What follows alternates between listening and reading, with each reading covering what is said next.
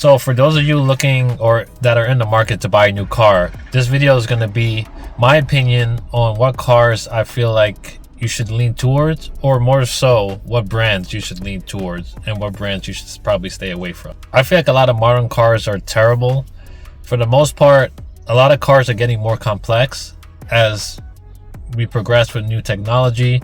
More and more technology and components are getting added to these vehicles, which making them more complex, which means higher chance of things breaking and going wrong. So like I said, I will be giving you my advice as someone who has worked at a mechanic shop for the past almost 2 years. I've pretty much seen different varieties and brands of cars come in for different issues and things like that. I also have about 5 years of experience working in the rental car industry prior to this.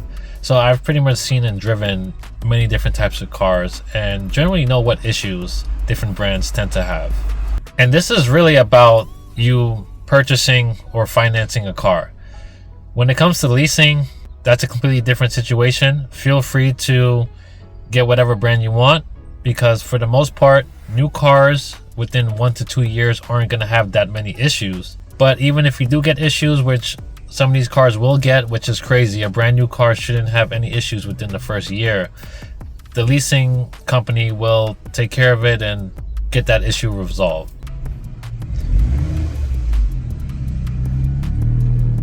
Now you probably guessed it, but I'm going to give you the boring answer that you've probably heard a million times. If you are going to buy a car, go with a Honda or go with a Toyota. Those would be my top and probably my only 2 brands that I would go with. Some people may think Nissan, but with my experience, I would not go for a Nissan. And with a Honda or Toyota, if you can, probably stay away from buying the new ones, because the older ones generally don't have that many different features than the newer ones. For the past 5 years, all cars really tend to have the same features. You get heated seats, heated steering wheels, adaptive cruise control, sunroof, all the basic stuff. These things are now standard, so it doesn't really make sense to get the newer ones.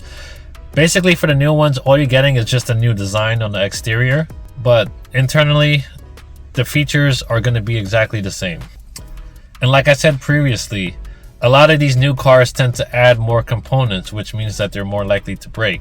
A lot of these newer cars, even these newer Honda and Toyotas, they will have more problems than the previous generations that have less electrical components. So my advice for as far as the year to go with would be to get one between 2018 to 2023.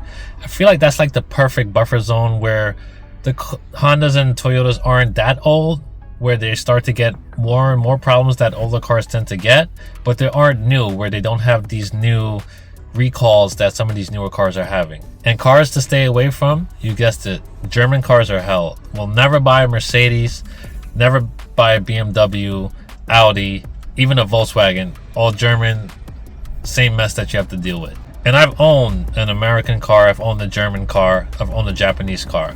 And from my experience, I did own a Mercedes before. Great car when it works, drives well, but when the problems come, it's going to be a nightmare.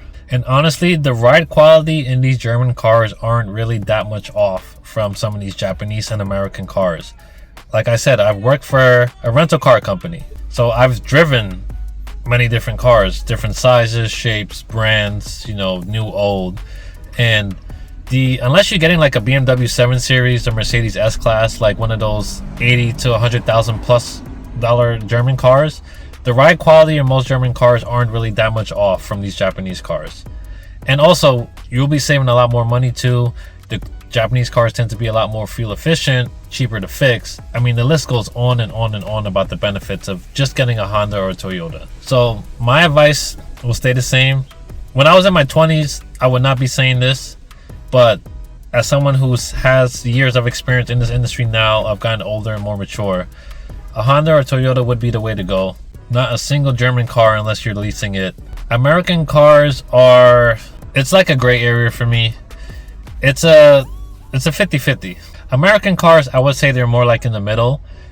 They probably will, or most likely will, break down more than the Japanese cars, but they're not going to be as expensive as the German cars. But these new American cars, I've seen them having a lot of problems, especially with AC systems. Like a 2-3 year old GM should not have an issue with his AC. But American cars are very nicely styled. I do like the way the newer ones tend to look. Just be careful when getting one of those. If you are looking to get one used, probably go with someone that knows about cars to help steer you in the right direction. That's just my advice from someone who's personally worked in the business. If you disagree with me, I'm curious to hear what brands you feel like are the best to go with, why I might be wrong about certain things. Just feel free to leave your comment down below. And with that being said, thank you guys for watching, and I'll see you in the next video.